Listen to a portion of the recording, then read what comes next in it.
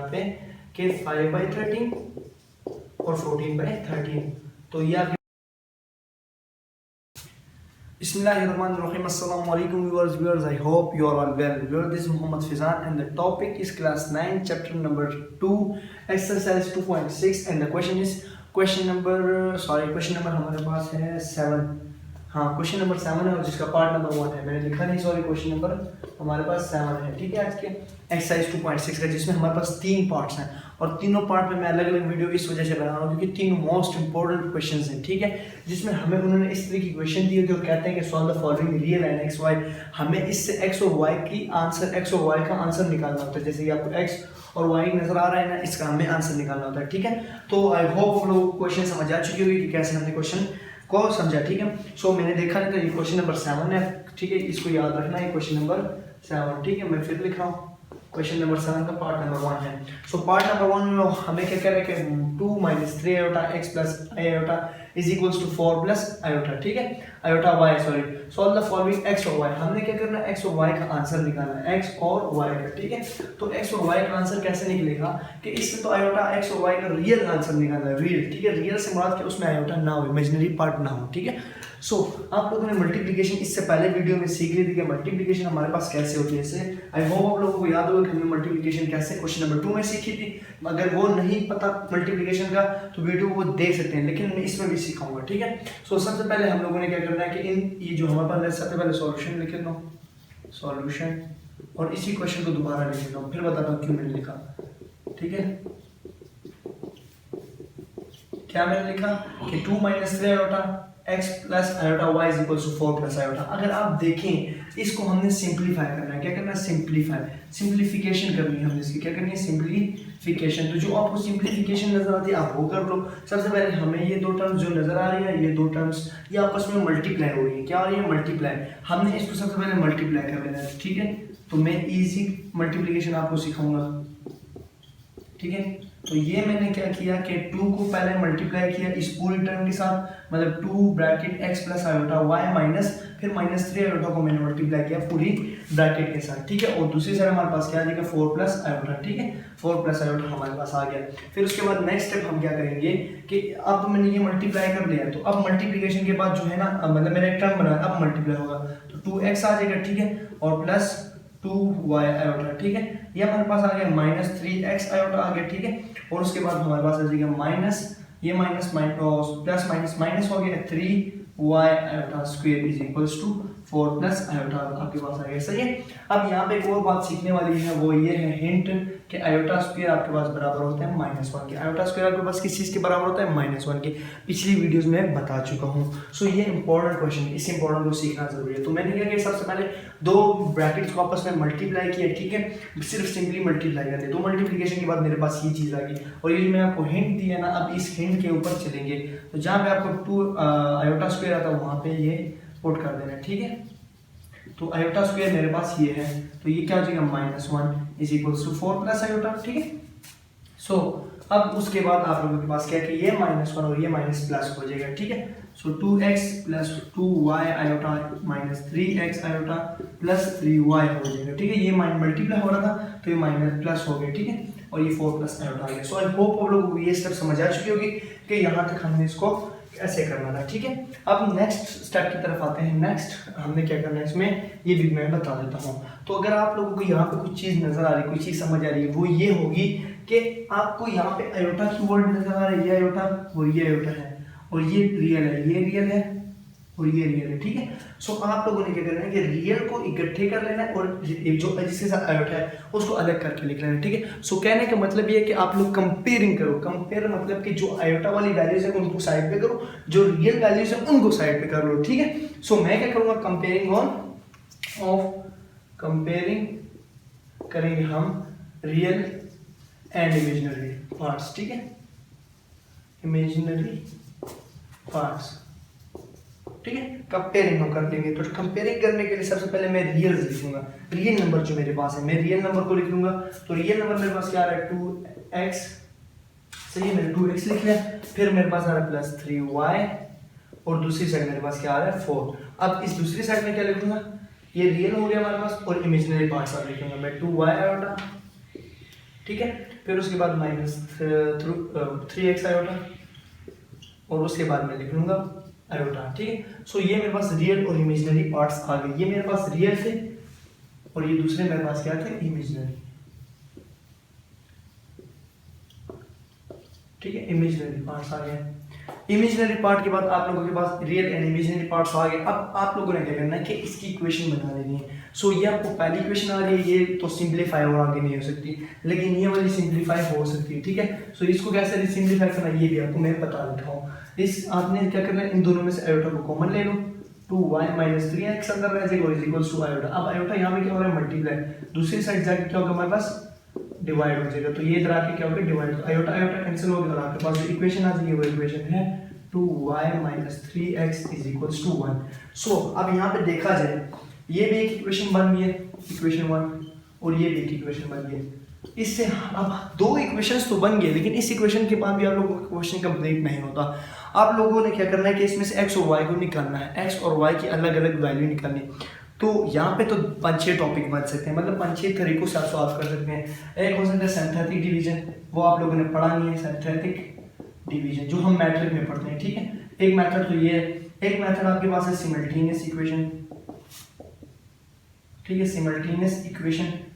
और उसके अलावा आप क्या कर सकते हैं कि x में से y को कॉमन ले, या एक इक्वेशन को मतलब इक्वेशन बाय इक्वेशन सॉल्व कर सकते हैं, इक्वेशन 1 प्लस इक्वेशन 2 भी कर सकते हैं, ठीक है। तो बड़े इसके तरीके हैं, ठीक है।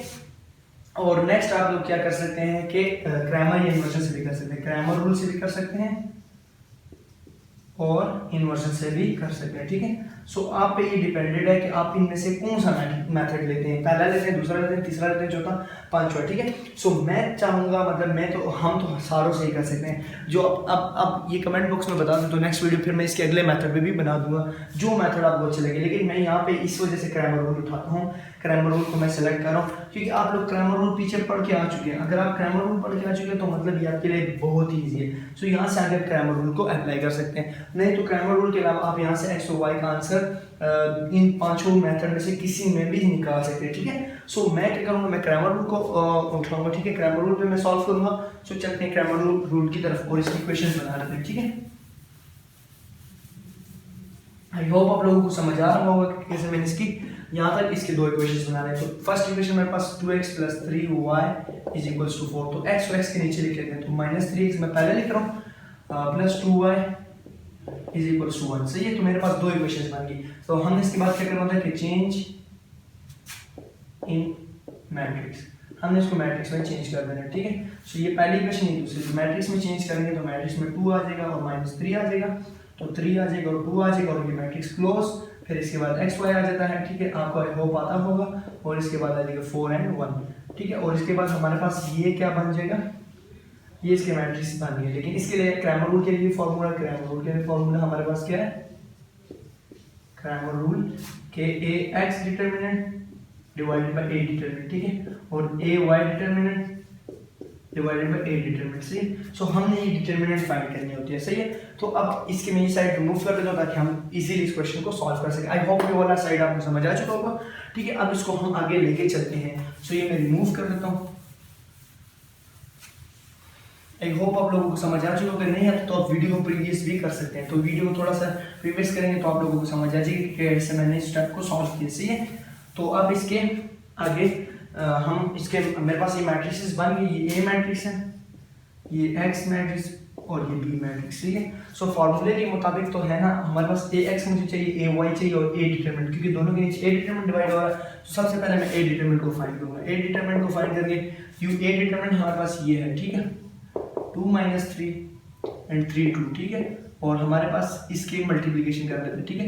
तो 2 × 2 हो जाता है, क्रॉस मल्टीप्लिकेशन ऑफ 3, ठीक है। 2 मल्टीप्लाई सेंटर में माइनस का साइन एंड -3 × 3, ठीक है, -3 × 3।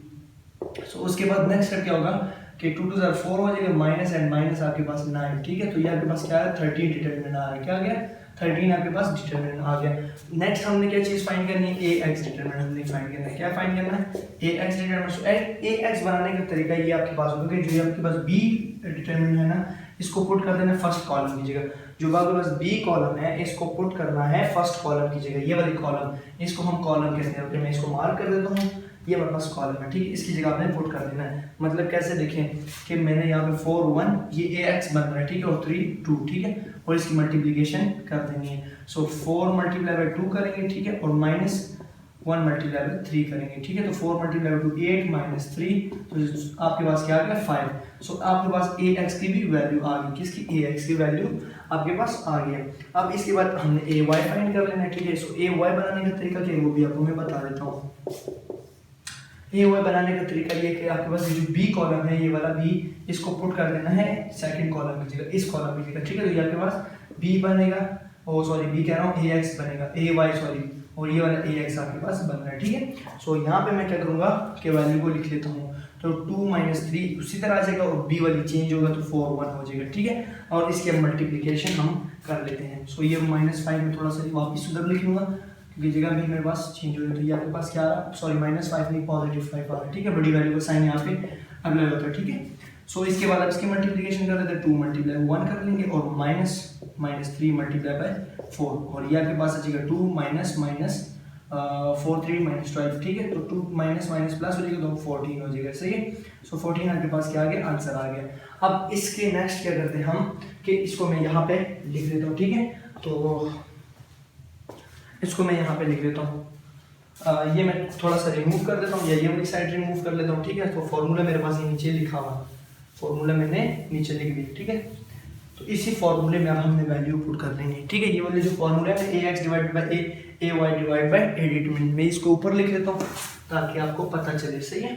अब हमारे पास फॉर्मूला क्या है कि a x divided by A determinant और a y divided by A determinant, ठीक है। सो ए एक्स की वैल्यू आपके पास क्या है, ए एक्स की वैल्यू ये है 5, सो 5, और ए वाई की वैल्यू क्या है, सॉरी ए डिटरमिनेंट की 13, और दूसरी साइड आपके पास ए वाई की वैल्यू 14 और ए एक्स की ए डिटरमिनेंट सॉरी 13, ठीक है। सो आपके पास एक्स का आंसर क्या आ गया है 5/13, क्योंकि ए एक्स ये एक्स के बराबर था, और वाई आपके पास क्या आ गया है 14/13। तो सोल्यूशन सेट में आप क्या लिखेंगे, सॉल्यूशन सेट हम बना लेंगे यहाँ पे कि 5/13 और 14/13, तो ये आपके पास आंसर आ गया, ठीक है। सो आई होप आप लोगों को क्वेश्चन की इजीली समझ आ चुकी होगी। आपको मैंने मेथड भी बता दिया था कि एग्जाम में किस किस मेथड से कर सकते हैं।